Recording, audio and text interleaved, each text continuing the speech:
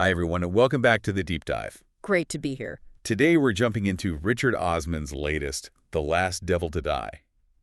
It's the newest Thursday Murder Club book. Which people absolutely love, yeah. Exactly. And look, this isn't just another clever mystery, it's got layers, real human insight packed in there. So, okay, let's unpack this one a bit. Let's do it. So it kicks off with our usual crew, right? Elizabeth, Joyce, Ron, Ibrahim. The dream team. They're looking into the death of an antiques dealer, someone who knew Elizabeth's husband, Stephen. Right, Kulde Sharma. And at first it looks, well, maybe like a robbery gone wrong, something sort of straightforward. Yeah, that's what you think initially. Yeah. But it escalates fast. Oh, definitely. Before you know it, they're tangled up in, well, much bigger stuff.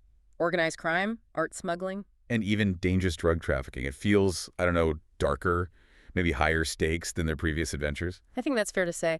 But what's fascinating here, and maybe makes this one stand out, is how that crime plot quickly gets interwoven with something incredibly personal. You mean Stephen, Elizabeth's husband? Exactly. His struggle with dementia. It's not just like a sad side story. It becomes absolutely central. It gets tangled up with the mystery itself. It fundamentally changes the emotional core of the book and even, how they approach solving the crime. How so? Well, Osman uses Stephen's condition to explore memory, identity, what truth even means when someone's perception is shifting.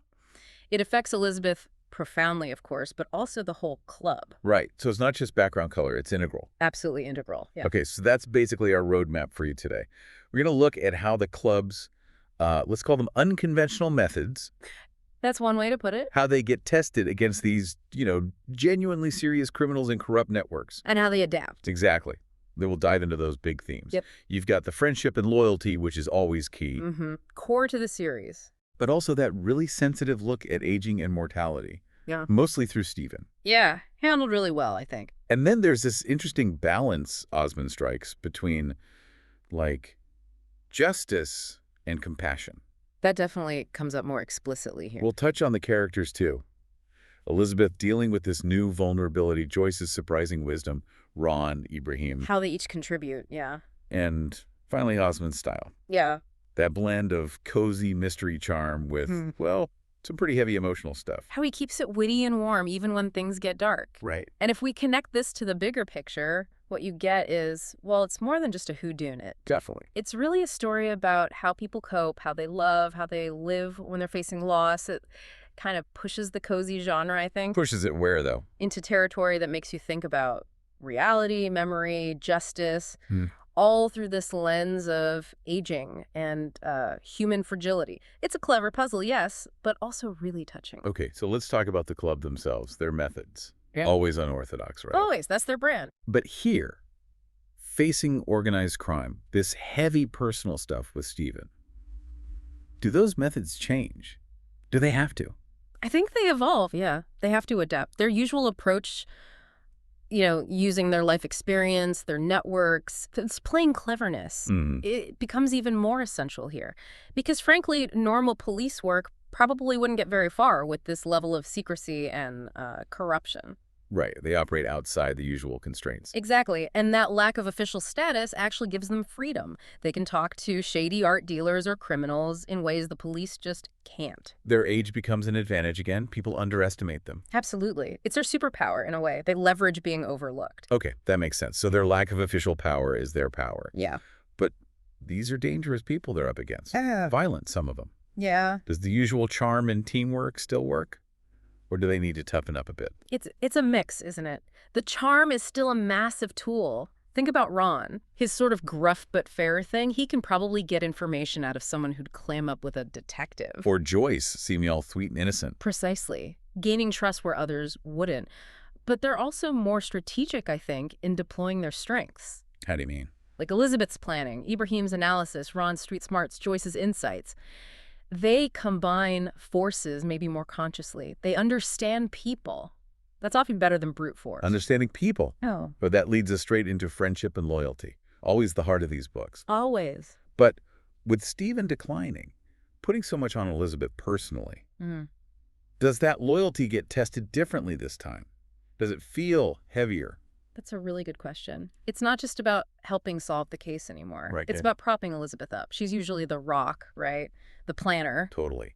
The ex-spy who has Yeah. everything under control. But this, dementia, it's something her intellect can't just solve. So the support from the others, Joyce, Ron, Ibrahim, it becomes absolutely vital. Like an emotional safety net. Exactly. They're not just colleagues in crime solving, they're her lifeline. It shows how chosen family can be everything. When you're facing the really hard stuff, it's not a burden, it's foundational. And speaking of the hard stuff, aging, mortality, Stephen's dementia, it's handled so honestly. How does Osman avoid just making it depressing? How does it add depth instead? It was clever. He doesn't just portray decline, he uses Stephen's condition to make us question truth and reality. Interesting. How? Well, Stephen, even in his confusion, sometimes offers clues or perspectives the others miss. It forces Elizabeth, especially, to rely less on hard facts and more on intuition, on empathy. So it changes her approach. Yeah, I think it makes her a more nuanced investigator in a way. It also just humanizes her so much. We see this vulnerability. Right. But it also shows that even in loss, there can be connection, understanding. It forces everyone, characters and us, the readers, to think about what evidence really means. Rethinking evidence. I like that. And it connects to the other big theme you mentioned, justice versus compassion. When they're dealing with serious criminals, smugglers, drug traffickers, does their age, their unofficial status, lead them to a different idea of justice?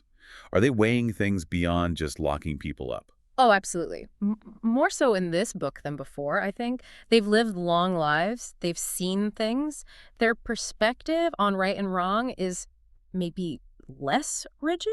Okay. So they grapple with questions like, what's a truly just outcome here? Is it always punishment? Or sometimes could compassion or maybe just a practical solution be better? So not strictly legal justice, perhaps. Maybe something more like restorative justice, or just a justice tempered by a deep understanding of human failings. It feels driven by a life experience, not just the letter of the law. Let's talk characters then, because they really carry these books. Yeah. Elizabeth, we see her as deeply vulnerable because of Stephen. What does that add to her? Oh, it adds so much. We know her as the sharp, unflappable ex-spy type, always 10 steps ahead. Right. But this situation with Stephen, it's something she can't outsmart. It forces her to confront her own emotional limits. Does it weaken her? I don't think so. I think it refines her strength. She's still brilliant, still strategic. But now there's this layer of, well, profound emotional work she's doing. So strength isn't just about being tough. Exactly. It's also about love and grief and care. And maybe those things actually make her better at understanding the human side of the crimes, too. And then Joyce, always bringing the warmth and the diary entries. Yeah. But you said surprising insights. Is she the secret weapon? You know, I kind of think she is. She's always underestimated, right? Definitely. And that's her strength. Her blog entries, they seem chatty, but they often contain these really sharp observations about people, about motives, things the others might miss while they're focused on the logic puzzle. So the emotional intelligence of the group. Yeah, that's a great way to put it. She connects with people differently. Her warmth disarms them. Her perspective is grounded in, like, everyday empathy. And often that's what cracks the case. She's strategically vital, even if it looks accidental sometimes. Okay, Ron. Gruff exterior, heart of gold. How does his background, his street smarts, help with this particular crowd of criminals? Ron's essential. He's the counterweight to the more intellectual members. He understands the world these criminals operate in, the unspoken rules, the intimidation, the loyalties. He speaks their language, maybe? In a way, yeah. He can anticipate how they'll react based on his experience dealing with tough situations, tough people. He's pragmatic. He can navigate that world in a way the others might struggle to. He provides that grounded, practical strength. And Ibrahim, the calm, logical one. With all the emotions swirling around Stephen, does his rationality clash, or is it more important than ever? Oh, more important, definitely, because things are so emotional, especially for Elizabeth. Right. Ibrahim's calm, analytical approach is the anchor. His background as a psychiatrist means he's uniquely positioned to observe behavior, both the criminals and his friends. He keeps them on track. He helps them sift through the emotional noise, offers logical steps, psychological insights. He's that quiet, steadying force that allows them to function even when things are personally overwhelming. And somehow Osman weaves all this together. The cozy feel, the humor, but also the grief, the crime. How does he balance it?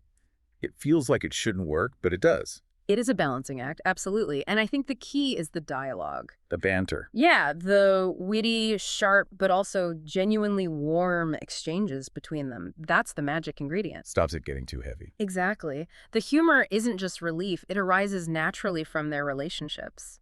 It allows the darker themes, the aging, the loss, the crime, to land with more impact because they're embedded in this believable, affectionate world. So the cozy isn't just wallpaper, it's structural. Precisely. The quick pace, the wit, the deep affection they have for each other, that's what makes it work. It makes it profoundly human, not just a puzzle box. So let's bring it together for you, our listener. What does this deep dive into The Last Devil to Die really show us? We've seen a really intricate mystery unfold from what looks like a simple death to this whole network of crime and smuggling. The complex web, yeah. We've seen the Thursday Murder Club use their unique skills, their charm, their unconventional ways against some pretty serious threats. Adapting as they go. And maybe most importantly, we've uncovered this deeply personal story about Stephen's dementia and how it's woven right into the heart of the mystery, especially for Elizabeth. Yeah, I think if you synthesize it, Osman is doing something quite masterful here. He's blending genuine suspense with this incredibly moving look at friendship, loyalty, aging, mortality, really. Right. And he keeps nudging you, the reader, to think about that justice versus compassion idea. What does justice mean when you factor in long lives, failing memory, complex situations? Not simple answers. Not at all. And look, the book's been praised for the dialogue, the twist, the sensitivity around dementia. Maybe some found the pace a bit slower because of that emotional depth. Possibly. But ultimately, that depth is what makes it more than just another book in the series. It elevates it. Yeah, I agree. And for you listening, getting into a story like this, it's more than just entertainment, right? It's kind of a shortcut to thinking about big life stuff. Yeah. How we handle loss, how friendships sustain us, what a full life looks like, even when things get tough. If you're a fan, I think you'll find this one really satisfying, but also quite profoundly moving. It really stays with you. Which leads to a final thought, perhaps. Go for it. If memory is so tied to who we are and our ability to forgive or seek justice, what does justice look like when memory itself becomes fragile? When culpability gets blurred by illness or age? Does compassion take precedence when the past itself is uncertain? That is something to mull over, a really powerful question to end on. Yeah. Well, thank you for joining us on this deep dive into Richard Osman's The Last Devil to Die. We really hope you explore these ideas and the book further. Thanks for listening.